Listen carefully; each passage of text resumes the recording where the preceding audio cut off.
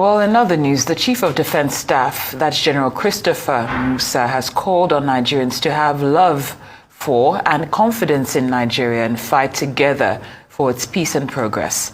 The general made the comments on Monday while visiting injured personnel at Defense Headquarters Hospital in Abuja to mark Christmas and his birthday. He urged all Nigerians to exhibit love for the country, adding that running away is not a solution. General Musa called on Nigerians to take ownership of the challenges facing the country, adding that the security challenge is not an armed forces challenge or police or that of any individual.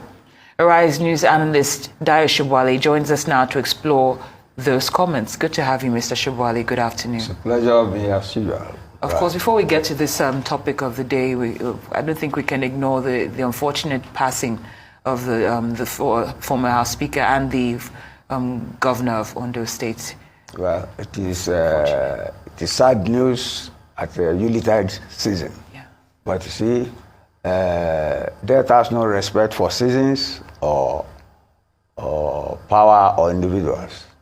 Let me first of all express my condolence to the families of the two Nigerian statesmen, Galinaba and the former governor of Ondo State. Everything that has a beginning must have an end. I was shocked when I heard the news. But then you see, they say God is the final arbiter. And God is the final full stop in anybody's life. So they've done their duty. History will, remember them for the political roles they play in the leadership of this country. But then, you see, both of them are not up to 70. Yeah. So they pay their dues, and let history judge them. It's too early for anybody to say anything. Let us wait for the obsequies and the rituals of their passage to be done. Then maybe at a later stage we analyze what they think they have contributed. But I assure you positively, the two gentlemen have made their mark in the annals of the history of Nigeria. Absolutely. Yeah. Now to the topic of the day, of course, based on what was said, that this is not an individual fight when it comes to security in Nigeria, that all hands should be on deck, basically. That's right. What do you make of that comment? Do you think it's asking too much, or is it appropriate? It is very appropriate, and it is a loaded statement. I've listened to Chris Musa, the Chief of General Staff, I think about 2 Saturdays ago. He faced a coterie of pressmen, and they gave him questions. He answered all the questions. You see, what he's saying is a reiteration of what he said. That fighting terrorists and people murdering people all over the place, like the 160 people in Plateau State on Christmas, and all over. If you look at the papers, you see murder and mayhem, artisanal something. May the souls of all those Nigerians rest in peace. But it is for those of us who are living to ensure that that carnage does not continue. And it is checked. And that is what Musa is saying. And I go along with him. But he highlighted some things that Nigerians, especially in the war theater zones, that there are some people who are helping the terrorists. That when their vehicles break down, they help them get mechanics. They give them fuel. That is treason, literally. So what he's trying to say is that all hands must be on deck. That if all Nigerians put their hands together and say, okay, you will fight these terrorists, and they report to the appropriate authorities any strange or untoward movement of strange people in their vicinity, then those fighting will have enough intelligence to fight the culprits. And that they should not give them fake information. That means that will lead to them killing our own people that they are supposed to protect.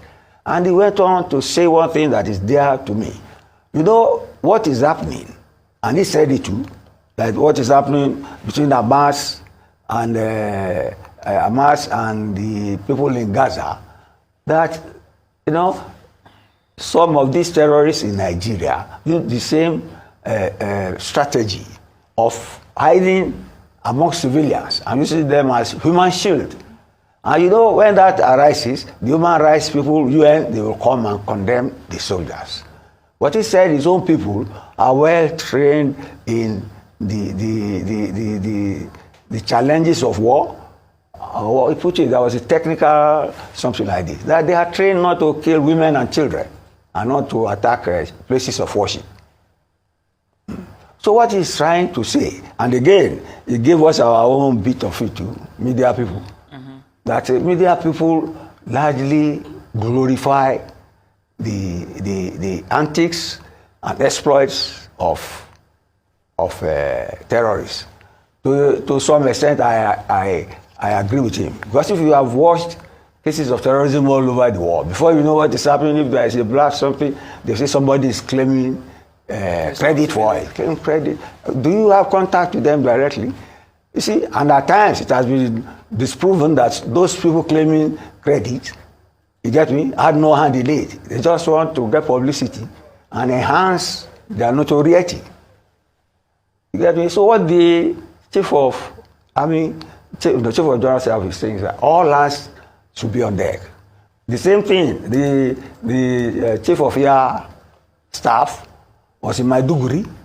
You get me, on the Christmas time, and Lagwaja, the chief of army staff, was in Gombe. So they were not sitting idly, they were with their troops. And they told them that they will always give them support and that they are supposed to be with their families, but they are in the forefront and the war front of trying to protect us, Nigeria. So we should give them intelligence, positive intelligence, for them to eliminate our enemies, not intelligence that will lead to them killing our own people. So he's calling for all hands to be on deck, and I go along with him. Yes, let me stop there for now. Right. Yes. Now, Mr. Shobowale, when you look at, I'd like to use the Christmas Eve attacks in Plateau State as an example, and the Middle Belt Forum have spoken out. And what they're implying is that they feel that the communities, the government, and the armed forces are aware of where these terrorists are housed, the forests that they use as their shelters and their bunkers, that it's common knowledge to all involved, including those who have the power to do something about it. So how do we move forward from that, where they say that we say we're relying on citizens to also assist and give information, but what happens when that information is shared and they don't see anything being done about it? Look, what the Middle Belt Forum, what he's saying, is something that has to be said. You get me? When these sort of things happen. Many people are not saying it so as not to escalate the situation. You get me? That's why I didn't want to mention it, but you have mentioned it. It's out of frustration and anger. What they said was simple, that the authorities know where they are. They should have gone there to dig them out. You get me? And that after some time, even the governor said it, that it's not that they cannot defend themselves, but they are law-abiding citizens. They are trained and are expected to cooperate with the legal security forces. But if they cannot protect them, they will have a way of protecting themselves. You see, even in democracy, well, it has to be said now, since you have pointed it out. In a democracy, democracy is a social contract. You get me? We give our lives, we vote for people we think will protect our lives. If they don't protect our lives, that contract is broken. The onus is on us to find those who will protect us. But hopefully we'll not get to that situation. We'll not get to that situation. Because I think Nigerians have a political socialization that gives them confidence that the government can protect them.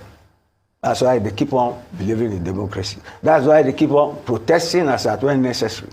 That's why they keep on writing petitions on corruption and all that. And that is why, hopefully, they are always praying for a free and fair election. You get me? But you see, Nigeria is I'm not giving any excuse. Nigeria is a big country. Big country. I served in the Northeast. You travel miles and miles. miles and miles. They broke it into 6 states. But then I'm sure the amenities are not trickling down. And then, you see, don't let us forget our major problem, which is the major problem of the world at large. Cultural values are creeping in. Cultural values. By cultural values, I mean ethnicity, I mean religion. They are under the ground. I don't need to dilate on that here now, but look at all the issues. You see, I don't want to even mention their names, but cultural, look at it. We have a cultural divide in terms of religion, in terms of ethnicity. You get me? In terms of so many things that encircle us. But then we must live through it. Indeed. We must live through it. That's how I see it. And I suppose that's why we need to take the words of the Chief of Defense Staff when he's preaching for love and community. Mr. Dayo Shobole, thank you so much. I know you're just holding on there. We're going to take a break. Are you going to take this? Okay, for obvious reasons. Take it away. You'll find out now. Thank you so much.